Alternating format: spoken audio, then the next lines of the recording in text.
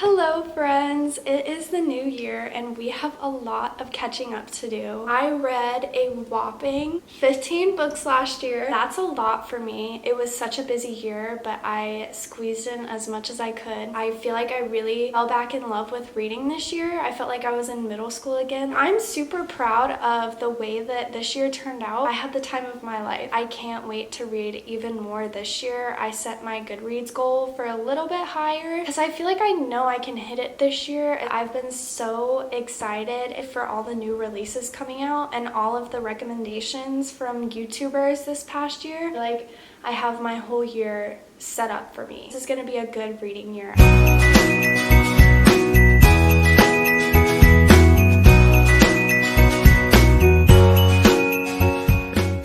I'm not going to review these books in any particular order. I just kind of stacked them up here, so we're just going to go through them. I've already forgotten which one is which. I'm just going to pick one up and talk about it, and that's how we're going to do this. Let's get into it. So first up, we have The Bell Jar. It definitely took me by surprise. I believe I gave this book about 4 stars. It is a short book. I will say it's very hard-hitting, but it is pretty easily digestible if you're looking for a classic that's not super long and boring. This one will move you if you are into psychology and struggles that women go through and mental illness. So next up we have The Flat Share. I absolutely ate this book up. I would highly recommend this to all of you romance readers out there. I picked this up in February around Valentine's Day at Barnes & Noble. I literally just thought the cover was pretty. I didn't even know if I was ever actually going to read it. Then I ended up absolutely loving this. This was a 5-star for me. Did not want to put it down. I thought that the relationship in this book was adorable. It was very realistic, honestly, and you don't always get that, so it's very refreshing to see. It talks about some heavy topics, especially with dealing with a toxic relationship. They start off in this book as total strangers. Tiffy just got out of a toxic relationship and she needs a new place to stay. They do like a flat share situation, which it works out because he works at nights at the hospital and she works during the day. So he's gone at night when she needs to stay there and she is gone during the day when he needs to stay there. So they never really actually meet for a while in this book, but they're like passing sticky notes to each other and it's really sweet. Eventually, when they do meet, everything ends up turning out so cute. I love it. Love the dynamic between these two characters. I just loved everything about this book. Definitely highly recommend this one. You won't be disappointed, I promise. Next, we have The Love Hypothesis. I ate this one up as well. It's such a cheesy, interesting little romance. They meet whenever Olive has to prove to her friend that she has a boyfriend. This one turned out really well, I think. I haven't read anything like it really. I think this year I really did get into the romance category more than I have been before. I think that this one had just the right amount of banter and silliness, but also the emotional aspect. I gave this one 5 stars as well. I also picked this one up around Valentine's Day last year. It was just adorable and I would also recommend this one if you're trying to get back into reading. This one is a really easily digestible book. It will get you back into wanting to read more often.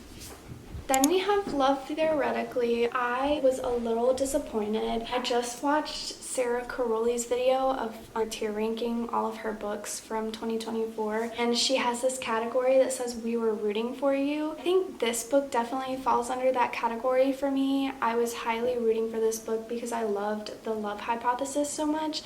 This one kind of just fell flat. I didn't really feel super connected to our characters. Didn't love it as much as I loved The Love Hypothesis. I think I gave this one 4 stars, but I would honestly probably give it 3 stars looking back on it now. I think I would recommend this one if you do love Ali Hazelwood, but this one just wasn't my favorite. Next, we have Better Than the Movies by Lynn Painter. Gotta say it again, I ate this one up. It was so good. You really feel connected to these characters. It definitely made me feel like I was back in high school. I was so giddy, so excited for this story to pan out. And I loved the setting. I loved all of the cute moments that these characters have together. Wes and Liz start off as friends. Their relationship kind of comes about when they realize how much they actually do like each other. And I think that's such a cute little story. I love this book because of the cute little movie quotes in front of every chapter that really goes along with the whole theme. And I thought it was really cute because now I've like started really getting into different early 2000s rom-coms, so it really hit home for me. Like I said, it definitely like put me back into the high school spirit. This young love was just adorable. This book definitely lived up to the hype. I gave it 5 stars, of course. I haven't read Nothing Like the Movies yet because I've heard some mixed reviews. I'm kind of scared because apparently it's from Wes's perspective, but I think I will read it because I do actually really love these characters and their story. I'll have to see what happens. Next is Just for the Summer by Abby Jimenez. I did actually really like this one. I love the cover. I love the story. There's a lot of emotional, heavy topics in this book, but they're so important, and I love that they're being incorporated into romances. It felt very up to date in the topic of mental health. It talks about anxiety and having a toxic relationship with your family members. I did give this book 4.75 stars because it did get a little bit slow towards the middle. I was kind of like waiting for it to pick back up again, but it was a really cute story, and I do love that Abby Jimenez is talking about some very important things in her books. Next, we have Conversations with Friends. You guys know how much I love Sally Rooney. I will never shut up about her. Her writing is just so good to me. It's nothing like I've ever read before. This is why I love literary fiction so much, because it feels like such a poetic way of being blunt, like realistic. Like it's like a piece of art to me. It has such normal people in it. Like you look at them and you're like, why on earth would you ever do that? You are being so insufferable right now. But you know, that's just real life. This book also talks about some pretty heavy things, and it dives into the life of a 21-year-old Frances. She is going through a lot. You kind of get to see how she handles it all. It's not necessarily well. I loved this one. Again, it's another like short, digestible read, but it packs such a punch. And what did I say? I'm not gonna shut up about her. She came out with a new release this year. How exciting is that? Hello again, guys. I took a brief break. Not very brief, actually. I went to Barnes & Noble because my battery died. So here we are. It's quite a bit darker, actually. The sun is about to go down, so I'm gonna try and finish this video. Where was I? Oh yeah. Intermezzo was one of my favorite books this year for sure because I was so excited to read a new release by Sally Rooney. This one definitely did not disappoint. It's not exactly what I was expecting. It blew my expectations out of the water because she decided to put a fun little twist on her writing in this book. So Peter has this very short, choppy phrases for sentences, each chapter that we see from his perspective. And Ivan's character is totally written just completely normally. Almost makes you kind of look at the way that they think totally differently. The dynamic between the brothers in this book is so interesting to me. I love that Sally Rooney is taking on a family relationship and also incorporating romantic relationships, and we see how these brothers' lives intertwine throughout. In the end, I think it wraps it up very nicely. She does a really good job of making it come together in the end. I wouldn't necessarily recommend this book to people that love a good plot. This one is kind of like Beautiful World, Where Are You? In the sense that there's really no big plot going on. Like, it's just vibes, you know what I'm saying? And we love Sally Rooney for her vibes. Actually, I gave this one 5 stars, of course. There's no question about that. I need another of her books right now. The next book that we have is Powerless by Lauren Roberts. You guys, this book had me giggling and kicking my feet. It was so intense in some parts. The plot was plotting, the vibes were vibing. I really enjoyed this book. I actually enjoyed it more than I thought. The writing style, to be honest, was a little underdeveloped for me. However, the whole storyline and everything that these characters experience, especially Peyton, she was so girl boss. The tension between these two characters, chef's kiss. I love this book. I gave it a 4 stars. The writing being underdeveloped, and also I think this being a bit longer than I would have liked, made it a 4-star for me, but it's a 4-star because everything that happens in this book is just so good. Like I said, the vibes were vibing. So then I read Reckless immediately afterwards because it got released this year. I read these towards the end of this year in December. This had already come out. I think it would have been more exciting if I had read Powerless and then was waiting for the release, but they were both out. So now I'm excited for Fearless release. I give this one either a 3.5 stars or 4 stars, but this one was a bit slower. It's definitely like a connecting story. There's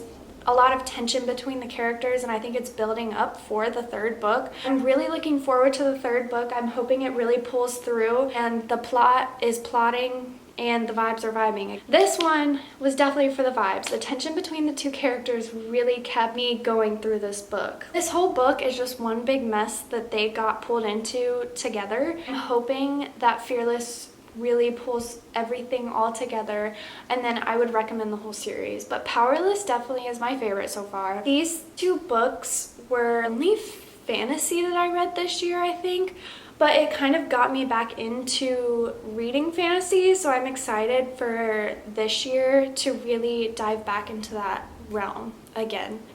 So the last book that I read this year was Heartstopper, and this has got to be the cutest thing that I've ever read. As soon as I finished this book in the Barnes & Noble, right after I purchased it, I went to Amazon and immediately ordered the next ones because they didn't have them actually at that store. So I had to wait for them to come in and then immediately open the 2nd book. I just finished the 2nd book today at Barnes & Noble, and I am so excited to finish this series so that I can sprint to Netflix and start the TV show. I cannot get enough of these characters. They are the cutest thing ever. So I have a few that I don't have physically. I have 2 that I read on my Kindle, and then 1 I read and returned it to my secondhand bookstore because I did not love it. I didn't want it on my shelf anymore. I couldn't look at it. I needed somebody else to enjoy it more than I did. So that one was Lessons in Chemistry. I talked a little bit about this one in I think the first video that I ever did. And I thought that the whole premise for the story was so important, but I think that this story just wasn't executed in the way that I had hoped that it would be.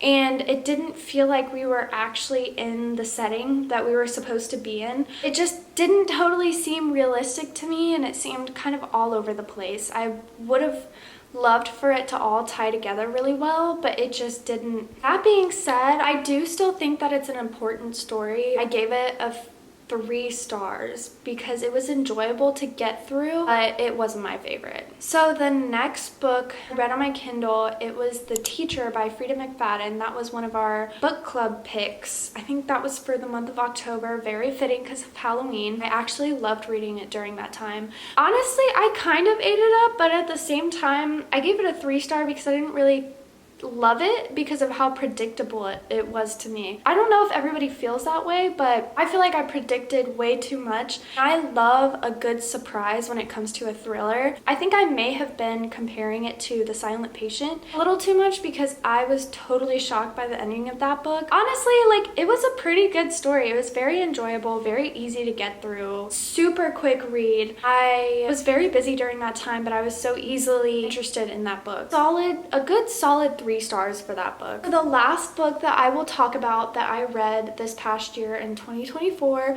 was Out on a Limb by Hannah Young. That may have been like my favorite romance this year. I don't know why, but I devoured that book. It was so good. I absolutely loved both of our main characters, their relationship. There was no 3rd act breakup. They communicated so well. It's such a different kind of romance for me. I never usually would have picked something like that up, but I loved it. It talks about important themes, very cozy, very heartfelt. Definitely gave me some of the happiest vibes in a book. Like, I could not put that book down. I literally want to read it again this year. Like, that's how much I love that book.